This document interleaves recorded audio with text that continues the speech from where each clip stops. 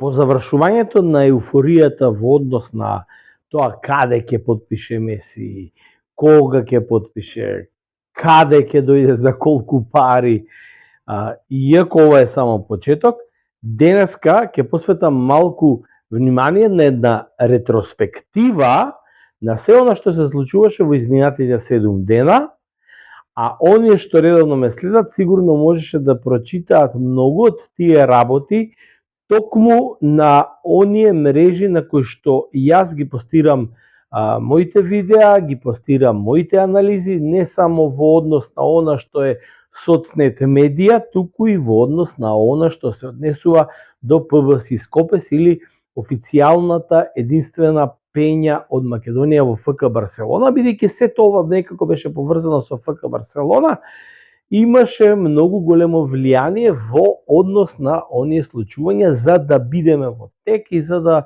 можам да ги информирам барем сите оние кои што редовно ме следат со свежи информации. Многу тие информации можете да забележите, а оние што сега прв пат ќе гледат ретроспективно може да видат токму таму по датуми кога практично мене почна да ме мириса малку на неубаво во однос на доаѓањето, враќањето на Лео во Барселона и кога тоа сето го презентирав и потенцирав дека се повеќе и повеќе мириса на Интер од Мајами, и објаснав зошто, многу мина од оние што ме читаат, не верува, бидејќи беа буквално обседнати со вестите кои што доаѓаа од многу влијателни, битни спортски новинари кои што во 90% од случајот имаат точни информации, навремени, некогаш и предвремени, пред да бидат публикувани, и овој пат беа повлечени нормално во сета таа авантура дека еве Лео се враќа и така натаму. Зошто ово го почнувам? Го почнувам како еден момент поради тоа што доаѓањето на Лео Меси во Интер од Милано не е само од спортски аспект многу важно.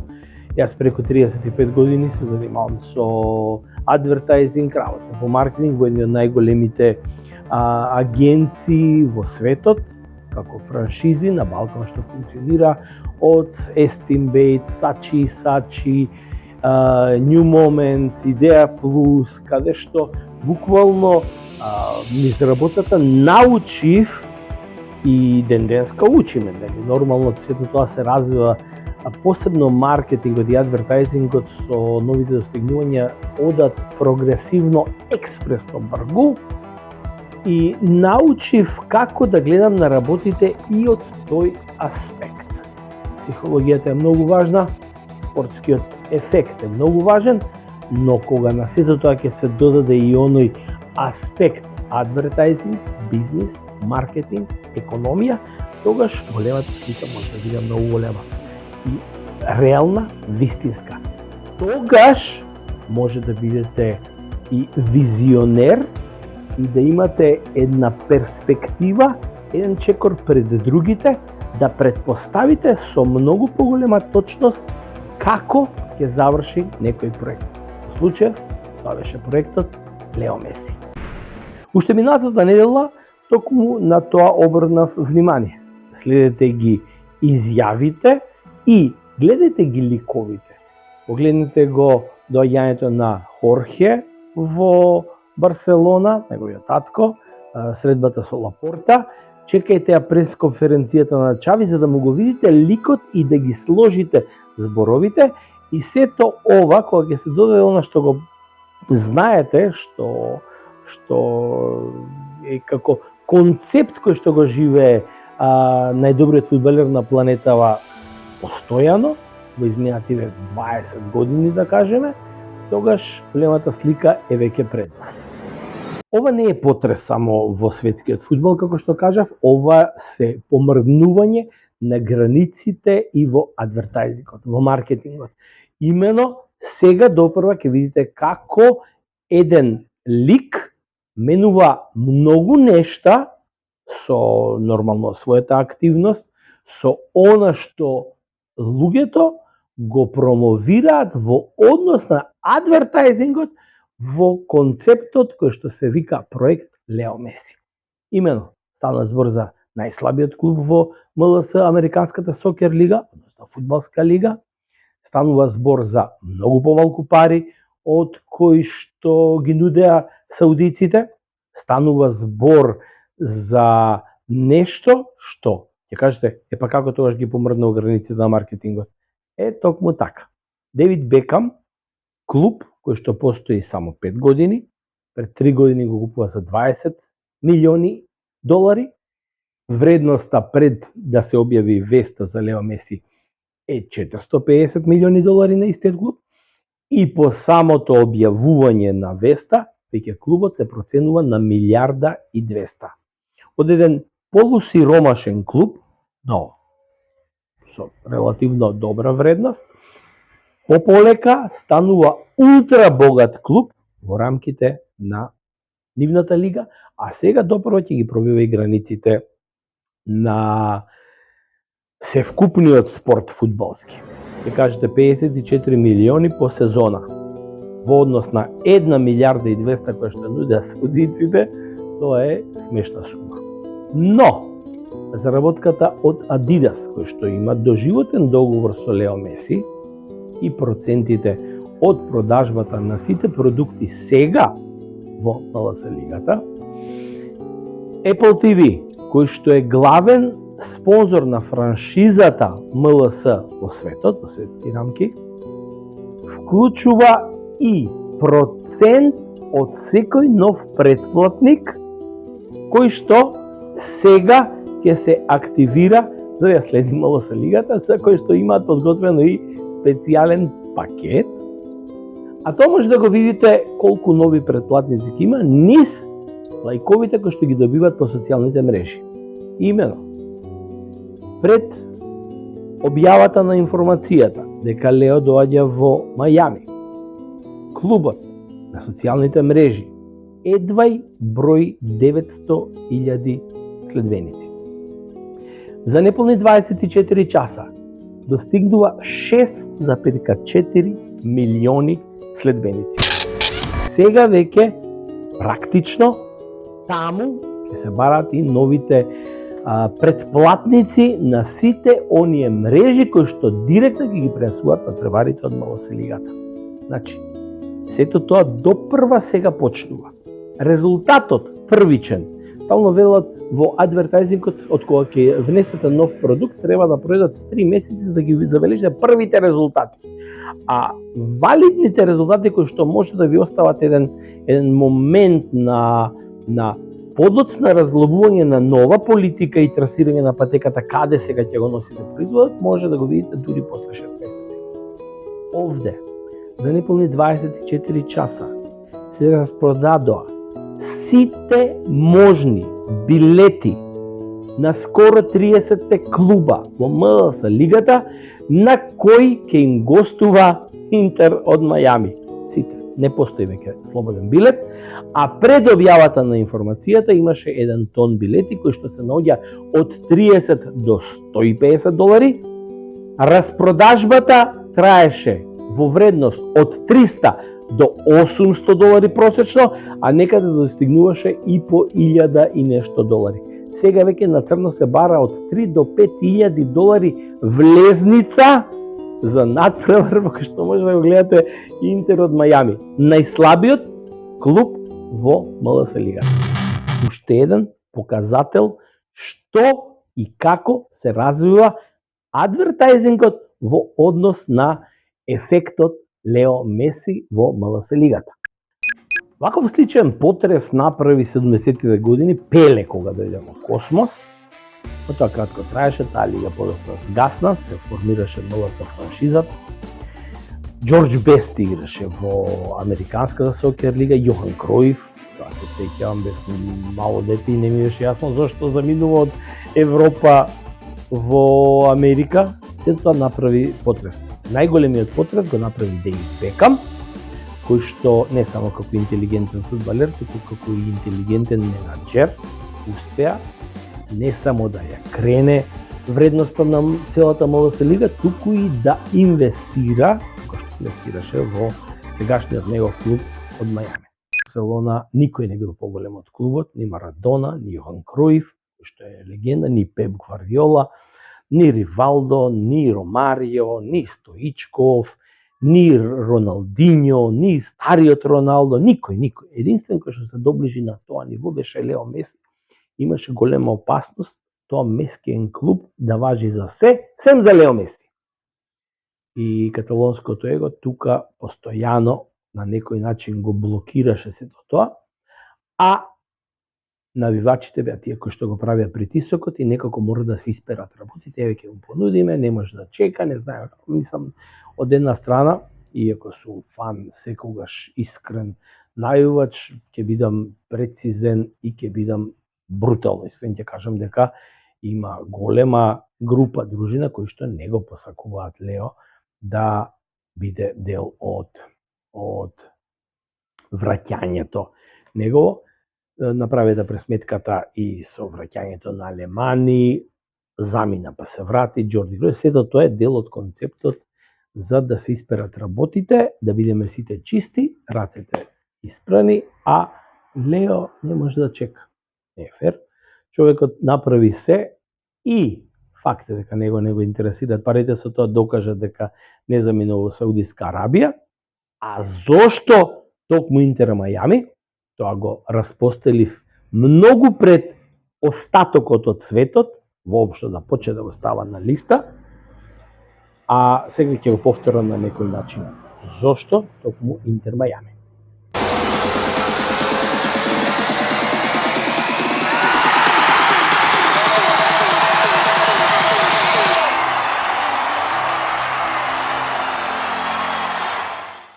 Прво, Лео има јазична бариера. И одбива скоро секогаш англиски, новинарите кои што му се обраќаат на англиско говорно поречие се чувствува послободен кога зборува шпански. Затоа и несреќен беше целата фамилија, ќе кажеме несреќен, релативно пластично опишано. Во Франција, бидејќи многу тешко имаше францускиот да го совлада, децата практично не одеа во училиште, во градинки, туку доаѓа дома, оние што треба да ги совладуваат техниките и така натаму, бидејќи некако не се вклопија во целото тоа француско општество. Мајами, Флорида, е единственото место во Америка кое што комплетно се збори шпански, таму дури потешко ќе може да најдете луѓе што зборуваат англиски, а се чувствува како дома. Второ, Лео одамна има апартман купено во Мајами. Единствено нешто од имотот што го има е во Росарио, кај што е неговата фамилија, мајка му и дел од фамилијата, Кастелјефелс и Гава. Татко му живее, браќата во Гава, он е во Кастелјефелс, тоа е се Барселона, и Мајами. Дури во Франција нема ништо купено. Тоа е првиот и еден од битните показатели. Втората работа покрај ова е Копа Америка 2024 биде во Америка, Светското првенство фудбал 2026 ќе биде во Америка. Тренерот кој што и сега функционира во Интер Мајами е аргентинец.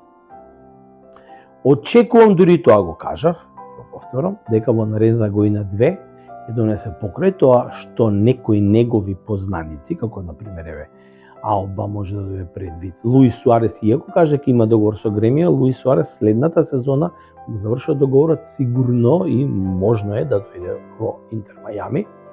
Нејмар не го исклучувам, не исклучувам можноста дека и тој може да дојде, но ќе повлече и двајца или тројца аргентинци во следната сезона од репрезентација, кои што ќе дојдат да играат во Интер Мајами, ќе го запознава теренот во Соединените американски држави и Канада, каде што ќе биде светското првенство, ќе се чувствува како на домашен терен, публиката ќе го сака, кога ви текнува на Марадона 90-та светското првенство и на куршлузот настана кога играше против Италија, но претходно беше бодрен Аргентина на сите можни стадиони, ток поради Марадона. А Меси многу сака да го копира Марадона во сите негови аспекти. И плюс интелигентно ја подготвува сезоната за светските првенства. Меси има уште една единствена желба, а тоа е да биде единствениот аргентинец со 2 светски првенства освоени со 9 титули. Првата главната звезда беше капитенот Марио Кемпес, втората беше Диего Армандо Марадона, третата е тој и ќе остане забележан во историјата како печат 2026 Аргентина повторно светски шампион и одбрана на титулата, а за тоа е многу важно да ја собере екипата и тој да биде во најважната и најголемата своја форма. За да биде во најдобрата форма, прво, треба да се намали притисокот кој што го има во медиумите. Знаете, во Европа е страшен притисокот, а за Шпанија да не ви зборам. Ако имате предвид да ги анализирате медиумите, да знаете, шпанските медиуми се најнемилосрдните медиуми во Европа. Во однос на заштита на фудбалерите, заштита на звездите. Истото важи и за навивачите. Тука може да бидете колку сакате добар, ако нешто не им чини на медиумите, тука се брутални.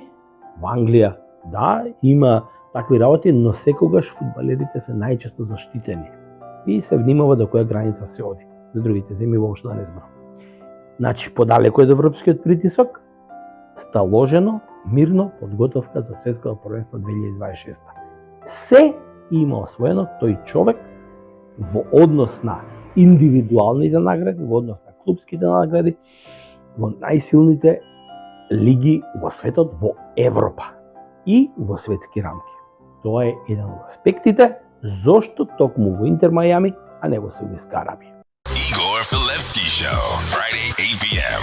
New podcast. Девид Бекам една недела пред да го објави договорот со Меси, беше во Макао. Ја поставив и таа слика, видео од неговиот поздрав Нихао Мајами, Нихао Макао. Зошто во Макао? Мисли дека тоа е случајно, токму пред доаѓањето на Лео Меси, па ако во европски рамки сите светски обложувачници, седиштата се наоѓаат во Малта, се префрлија од Гибралтар уште пред 15 години во Малта и денеска најголемите, значи зборам ланци на светски обложувачници, се доаѓаат токму на оваа островска земја, каде што има ослободување, даноци и така натаму, и каде што самата држава Малта, например, економијата на државата, буџетот кој што се полни, 20% доаѓа од бетинг компаниите, што е невозможно за светски рамки. Тоа се движат процентите меѓу 3 и 5% максимум. Малта е 20%. Може да замислите за што ви зборам. Значи зборам за европски рамки, а во светски рамки тоа е Макао. Светскиот центар за обложувачници, игри на среќа, коцкарници е Макао. Пример, една од моите работи е фудбалското репортерство за една од најголемите дата агенции во светот и единствена која што е котирана на американската берза. Тоа е Genius, која што више долго години работам. Тие најголемиот клиент им се обложувачниците и iGaming секторот од Макао. Значи, сега и појасно ви е зашто токму со подписот на Лео Меси, Девид Бекам се најде во Макао. Наскоро следуваат новите спонзорства, новите договори на светскиот обложувачки свет со Мајами, Интер од Мајами. Сега тоа е еден голем концепт кој што го развива Девид Бекам и двајцата браќа кои што се заеднички во бизнисот врз проектот Лео Меси. Франшизата допрва ќе зема залев, вие гледајте го од аспект на адвертайзинг, од аспект на спортски прогрес и од аспект на влијание како тоа се прави во светскиот джетсет, во спортскиот джетсет, во бизнисот кој што ги пробива буквално границите на небото и каде што едноставно преку ноќ ваквите нешта, ваквите активности може да ги помрднат буквално нивоата како било до 2023 и како ќе биде од 2023. Ова ќе биде еден школски пример како се развива бизнис. Ова ќе биде еден школски пример кој што и понатаму ќе остане во учебниците на не само спортскиот менаџмент, туку ќе остане и во учебниците на спортското влијание и спортскиот фудбалски развој. Запамтете го ова, ќе зборуваме можеби да сме живи и здрави 2025-2028 од кога ќе слегнат работи, кога ќе може резултатите на многу други нешта да ги споредуваме, да ги гледаме, исто како што споревме, ако се сеќавате после Светско првенство во Америка 94-та, многу нешта се променја и ден-денска останува најпосетеното светско првенство во однос на капацитетите на стадионите. Па подоцна Јужна Африка кога дојде, каде што нигде никаде од политички причини се даде светското првенство во Јужна Африка, каде што ФИФА на крајот, после целиот билингс кога го пресмета, излегоа 1 милиарда швајцарски франци чиста заработувачка за ФИФА од светското првенство, што е изградена инфраструктура, метроа и така натаму, за да се помрднат границите сега со Катар, каде што непоимливо многу пари се потрошија од сосем други причини, не спортски, не фудбалски, од сите светски првенства претходно и повторно се поставија нови граници во однос на адвертајзингот, спортскиот менаџмент, за сега да го доживееме моментот, ефектот од проектот Лео Меси. Бидете ми поздравени, размислете за ова што ви кажувам, затоа што големата слика може да видите само ако ги гледате сите аспекти на еден проект.